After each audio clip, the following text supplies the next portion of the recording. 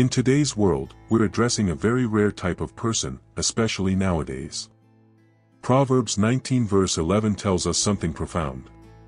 It says, "A person's wisdom yields patience, it is to one's glory to overlook an offense." Let's pause here. Wisdom is manifested in the ability to control one's temper.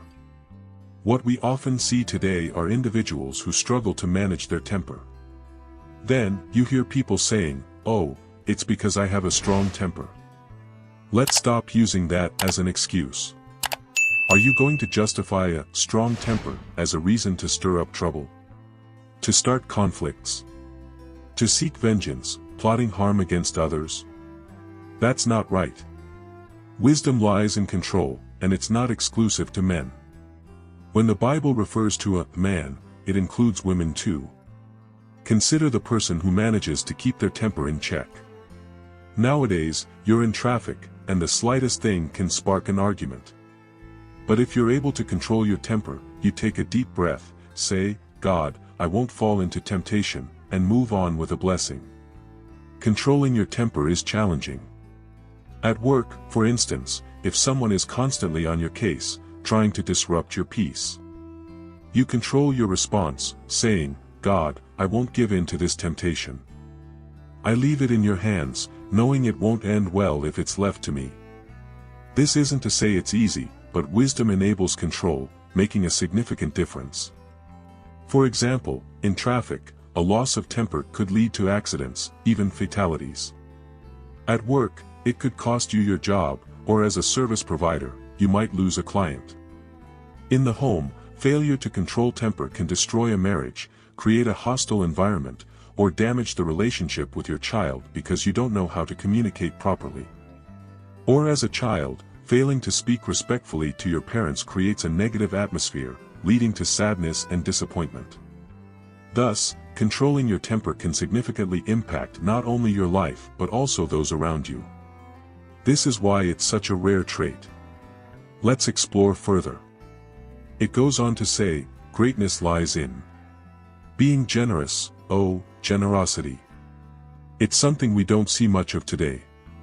Generosity, my brother. People don't want to be generous anymore. If you've been following this channel, you've already learned about the principle of generosity, right?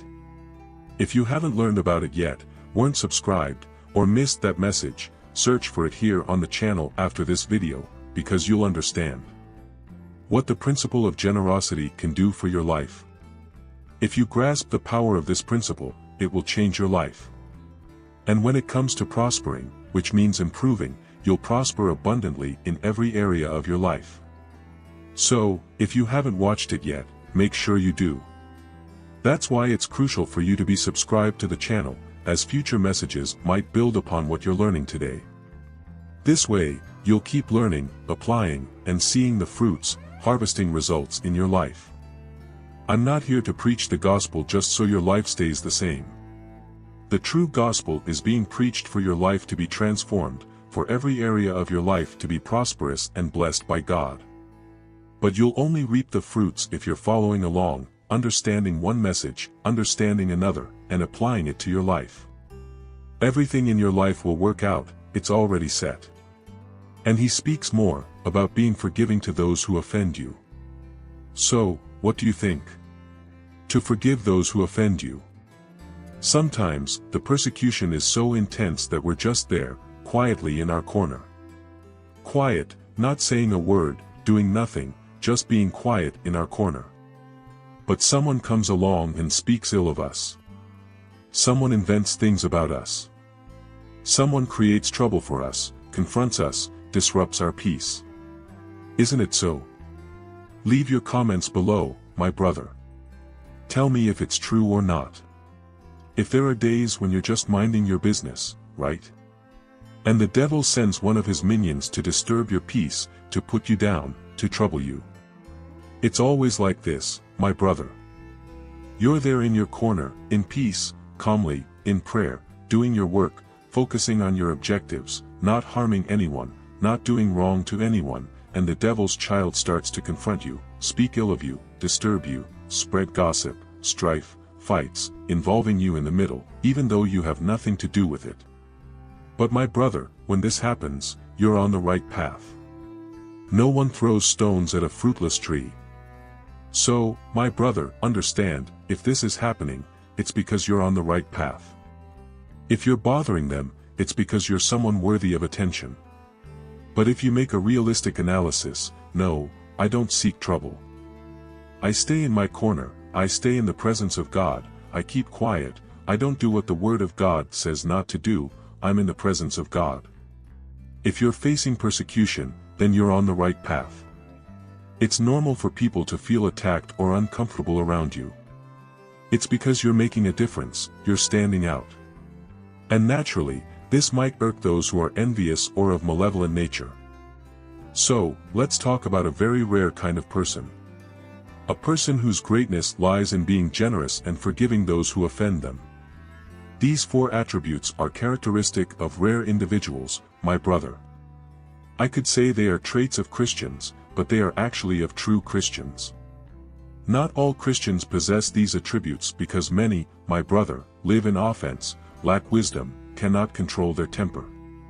Can't answer a question without ignorance, can't treat people without being rude or ignorant. So, my brother, I won't say that all Christians have these attributes. However, true Christians do.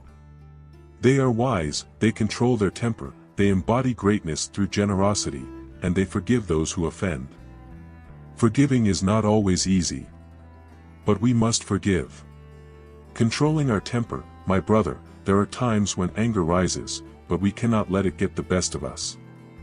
We must stay strong, be wise, always seek knowledge in the Word, and be generous, which you'll learn much more about in the message on generosity available on this channel. My brother, be that person, enter the hall of the very rare, of true Christians, for the true Christian practices all these things, even if it's not easy. On this channel, we don't preach about ease, we preach the gospel as it is. And many teachings from the gospel will make it clear to you that it's not easy, but if you do it, you only stand to gain, and your life will be blessed. Don't lose control, my brother. Don't let malevolent attacks turn you into the wicked, or even worse than the wicked, because there are many believers with a Bible in hand inside the church who are worse off than those not in the church, not in God's presence. So, don't be like that, be a true Christian, this very rare type of person. Rest assured, your life will be enlightened, your life, my brother, will be a blessing. I'm not here just to say you will win and everything is already alright, I'm here to show you the path to make it happen. And now it's up to you. Here are 2 messages. Choose one and continue nourishing yourself, keep learning, for you can be sure that the more you learn about God and apply it to your life, the more your life will be blessed. Stay with God, and see you in the next message.